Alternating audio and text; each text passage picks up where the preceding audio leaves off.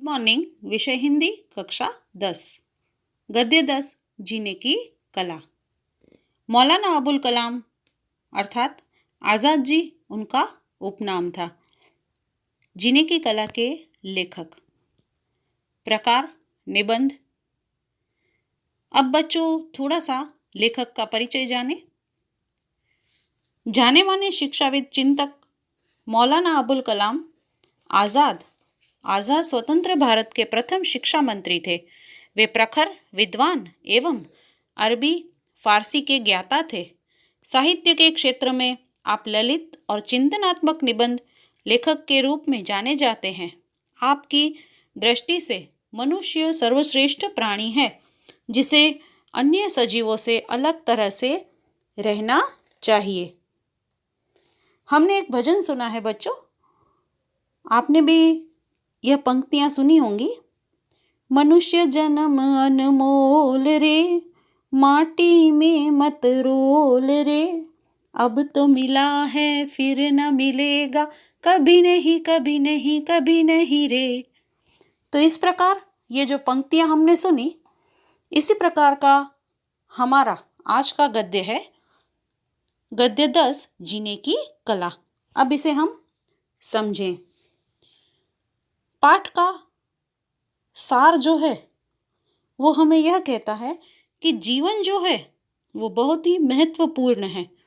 इस जीवन को हमें व्यर्थ में गंवाना चाहिए नहीं। आइए इसका कथासार सुने। लोग सदा जीवन को बड़े बड़े कामों में लगाने के बारे में सोचते हैं, लेकिन वे यह नहीं सोचते कि सबसे बड़ा काम खुद जीना है। सबसे सरल काम मर जाना है, पर जीना सबसे मुश्किल काम है। जीने की कला जीवन को हंसी खुशी में काट देना है, ऐसा लेखक कहते हैं। लेखक के अनुसार प्राचीन और चीनियों ने जीवन की समस्याओं को सही ढंग से समझा था। उनके अनुसार दुनिया में सबसे बुद्धिमान व्यक्ति वह है जो सबसे अधिक खुश रहता है। लेखक का मत है कि मनुष्य को हर स्थिति में प्रसन्न रहना चाहिए, खुश रहना चाहिए। प्रसन्न रहने की कला सीख लेने पर अन्य किसी भी कला को सीखने की आवश्यकता नहीं होती। वे फ्रांसीसी लेखक आंद्री द गिद के कथन का उल्लेख करते हुए कहते हैं कि खुश रहना मनुष्य की जरूरत ही नहीं, बल्कि यह उसका नैतिक उत्तरदायित्व है। उत्तरदायित्व का अर्थ जिम्मेदारी, रिस्पॉन्सिबिलिटी। हमारे सुख दुख की छूत दूसरों को भी लगती है, इसलिए हमारा कर्तव्य है कि न हम उदास हों और न दूसरों को उदास करें। छूत लगने का अर्थ कि अगर हम उदास होंगे ना, तो हमसे जुड़े हुए हर एक व्यक्ति को उसका असर जो है वो सीधा सीधा दिखाई देगा। जैसे हमारे माता पिता, भाई बहन, मित्र वर्ग, आसपास रहने वाले सभी लोग हमें दुखी देखेंगे तो वे भी दुख प्राप्त करेंगे। इसलिए हमें हमेशा प्रसन्न रहना चाहिए, ऐसी बात लेखक कहते हैं। जीवन एक शीशा घर के समान है। हर प्रसन्न या उदास चेहरे का प्रतिबिंब एक समय में सैकड़ों आईनों पर पड़ता है। जैसे समुद्र में उठने वाली एक लहर से हजारों लहरें बन जाती हैं, हम खुश रहकर हजारों लोगों को खुश करते हैं और दूसरों को खुश देखकर हम खुद खुश होते हैं। यदि हमारे चारों ओर उदास चेहरे हों तो हमारी अपनी खुशी भी हमें खुश नहीं कर सकती। लेखक कहते हैं कि जहाँ भी हम प्रवेश करें ना, तो लोग हमें देख के प्रसन्न होने चाहिए, ना कि हमारा चेहरा देख के कोई उदास हो जाए। ऐसा व्यक्तित्व भी हमारा नहीं होना चाहिए कि हर जगह जहाँ जहाँ हम जाएं वहाँ हम सिर्फ मैं का राग आलापते रहें और दूसरे हमें देखकर बोर हो जाएं, परेशान हो जाएं। तो भगवान ने इतना सुंदर जन्म दिया है ना, तो हम लोगों को प्रसन्न रखें, ऐसे कार्य करें कि हमें देख के लोग खुश हो जाएं, हमें आदर दें। सच्चा आदर दिल से प्राप्त होता है। तो हमारे कर्म, हमारे कार्य ऐसे होने चाहिए कि लोग हमें देख के प्रसन्न रहें, ना कि हमारे कर्म ऐसे हों कि कोई हमसे बार बार परेशान होता रहे। खुद प्रसन्न होना और दूसरों को भी प्रसन्न रखना, यही सही मायने में मनुष्यता है, ऐसा लेखक कहते हैं। धर्म, फिलोसॉफी और सदाचार ने जीवन की समस्या हल करने की कोशिश की थी, पर खुद उन्हीं पर उल्टा असर हो गया। इसलिए उन पर बुझे दिल और सुखी चेहरे वाले इंसान की छाप लग गई। लोग यह समझने लगे कि जो व्यक्ति जितना ज़्यादा बुझा दिल लेकर और सूखा चेहरा लेकर फिरता है, वो उतना ही ज़्यादा धार्मिक और फिलोसोफर और सदाचारी है। यहाँ पर समाज तो हर एक व्यक्ति का मूल्यांकन करता है, हर एक व्यक्ति को अपने अपने सोच के अनुसार नंबर जो हैं वो हासिल होते हैं, ऐसा लेखक कहते हैं। यहाँ पर व्यंग के द्वारा कुछ हास्य निष्पन्न करने का भी प्रयास किया गया है। लेखक कहते हैं कि बुझे दिल के साथ मतलब दुखी चेहरे के साथ अगर हम कहीं प्रवेश करते हैं ना, तो ऐसी परिस्थिति में हम कोई धर्म में मानने वाले व्यक्ति हो ना, ऐसा हम अपना चेहरा प्रदर्शित करते हैं।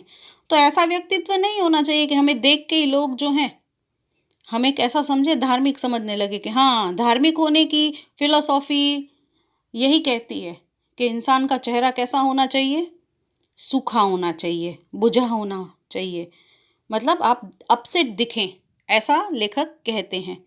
पर ऐसा कुछ ज़रूरी नहीं है। धर्म के साथ उदासी का कोई भी लिंक नहीं है, कोई जोड़ तोड़ नहीं है, ऐसा लेखक समझाने का प्रयास कर रहे हैं।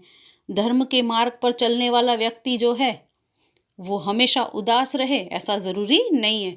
हकीकत में तो जो भगवान के नज़दीक हैं, धार्मिक मार्ग पे है ना, उस इंसान को किसी व्यक्ति से कोई फ़र्क ही नहीं पड़ता है।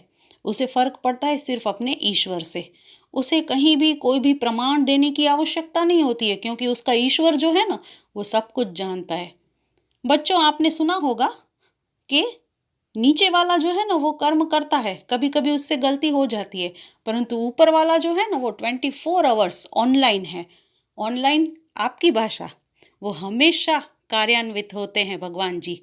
वो हमारे सभी कर्मों को जानते हैं, इसलिए हम उनसे कभी दगाबाजी, धोखा, चीटिंग नहीं कर सकते। तो कर्म यही कहता है।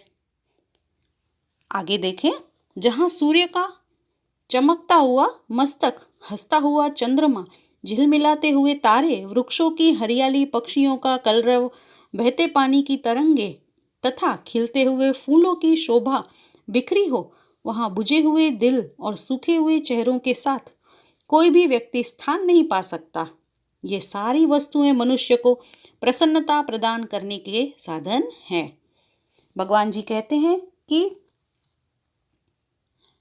हमें हमेशा कुदरती वस्तुओं का उपभोग जो है वो सीमित मात्रा में करना चाहिए। सभी चीज़ वस्तुएं भगवान ने हमें प्रोवाइड की है, दी हैं, तो उनका सही मात्रा में उपयोग करें तो हम भी प्रसन्न रहेंगे, नेचर भी प्रसन्न रहेगा। कुदरत के अंदर, नेचर के अंदर इतनी सारी चीज़ वस्तुएं हमारे आसपास हैं।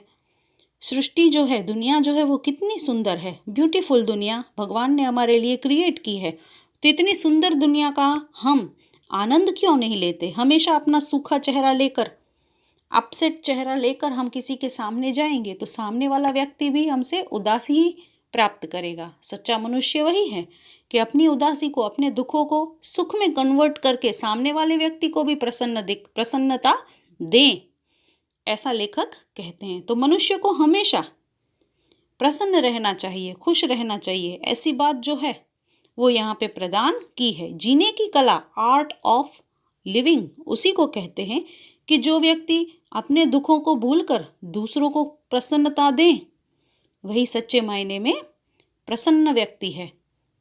एक और पंक्ति हम सुने, अच्छे ने अच्छा, बुरे ने बुरा जाना मुझे, जिसकी जैसी सोच थी उसने वैसा पहचाना मुझे।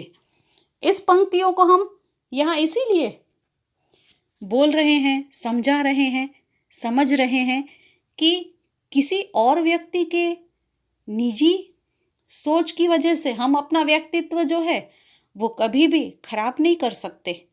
हमें कोई क्या सोच रहा है उसकी चिंता नहीं करनी चाहिए, परंतु भगवान क्या सोचेंगे ना, उसकी चिंता करनी चाहिए। भगवान भी खुश नहीं होंगे अगर हम दुखी रहेंगे तो भगवान ने भी हमें जन्म दिया है ना, प्रसन्न रहने के लिए जन्म दिया है। तो बच्चों, आज से हम निश्चय करेंगे कि किसी भी अवस्था में कभी भी किसी की भी वजह से हम अपनी आत्मा को कभी भी दुखी करेंगे नहीं। आशा रखती हूँ आपको जीने की कला गद्य समझ में आया होगा। गृह कार्य अपनी नोटबुक में हम लिखेंगे, जो हिंदी टेक्स्ट नोटबुक है उसी में हम नोट करेंगे प्रश्नों के उत्तर। तो गृह कार्य सविस्तर उत्तर लिखिए। पहला प्रश्न, आदमी का जीवन उसकी अपनी व्यक्तिगत जायदाद क्यों नहीं है?